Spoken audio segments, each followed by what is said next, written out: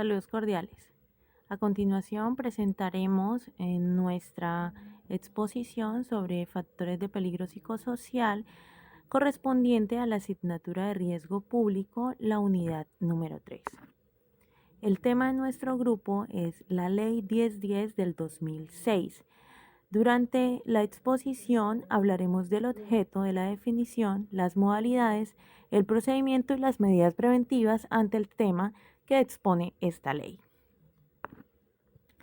El objeto de la misma es prevenir, corregir y sancionar las diversas formas de agresión, maltrato y injusticias en las organizaciones de acuerdo a la definición encontrada en la misma ley.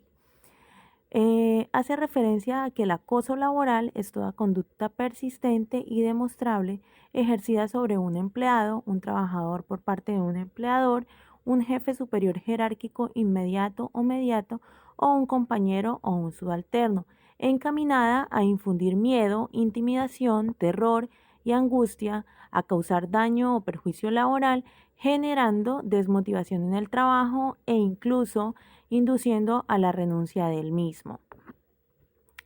Para el acoso laboral se han considerado en esta ley 6 modalidades. La primera, maltrato laboral, que hace referencia a todo acto de violencia contra la integridad física o moral de las personas. La segunda, la persecución laboral, que son conductas cuyas características son evidentes y su objetivo es inferir propósito o inducir a la renuncia del empleado mediante la descalificación, la carga excesiva de trabajo y cambios permanentes comparándolo con otros trabajadores, esos cambios. La discriminación laboral hace referencia a los tratos inadecuados o diferentes producto de la raza, el género, incluso su credo religioso o situación social o preferencia política. El entorpecimiento laboral, por su parte, son actos encaminados a obstruir el desempeño del trabajador, buscando la manera de entorpecer sus actividades y su desarrollo para que se tomen medidas con él por su bajo desempeño, por así decirlo. La inequidad laboral hace referencia a las acciones en busca de menospreciar al trabajador. Podríamos decir que aun cuando tienen un mismo cargo, se le trata de una manera desigual o diferente con el ánimo de menospreciarlo o hacerlo ver como si fuese menos. La desprotección laboral hace referencia a las conductas que buscan poner en riesgo al trabajador, encomendándole actividades que podrían hacerle daño a su integridad sin generarle controles para evitarlas. Las conductas atenuantes, haber observado una buena conducta anterior, obrar en estado de emoción o pasión, procurar voluntariamente reducir o disminuir la conducta que hizo daño, reparar el daño causado, las condiciones de inferioridad psíquicas determinadas por la edad o por las circunstancias orgánicas que hayan influido en el desarrollo de la conducta.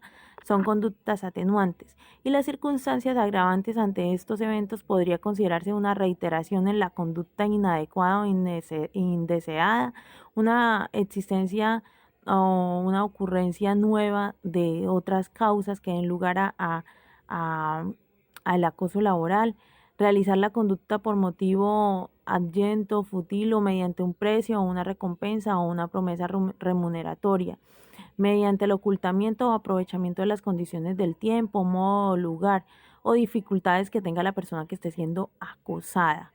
Aumentar deliberadamente e inhumanamente el daño psíquico, biológico causado por el objeto o el sujeto pasivo.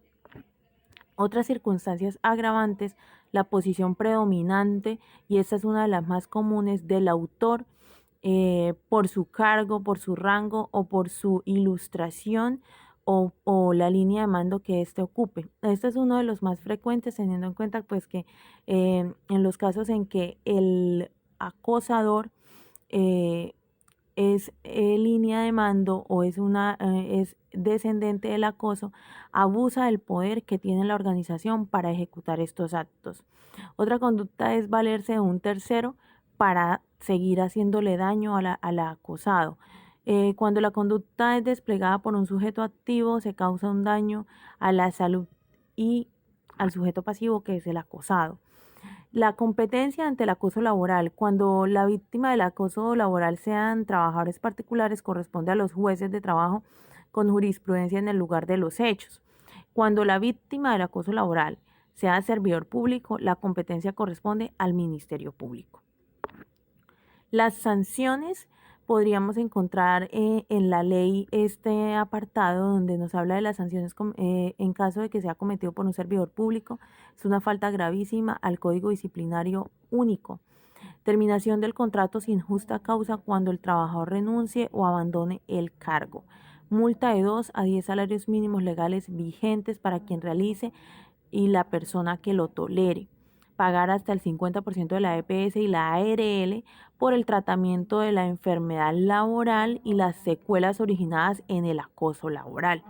Y la justa causa para la terminación del contrato laboral. Estas son pues las sanciones. Adicionalmente hace referencia a las medidas preventivas y correctivas. La principal medida hace referencia a los reglamentos internos de trabajo que toda empresa legalmente constituida debe tener, en la que se deben contemplar acciones o medidas encaminadas a crear un ambiente de trabajo sano, limpio y saludable.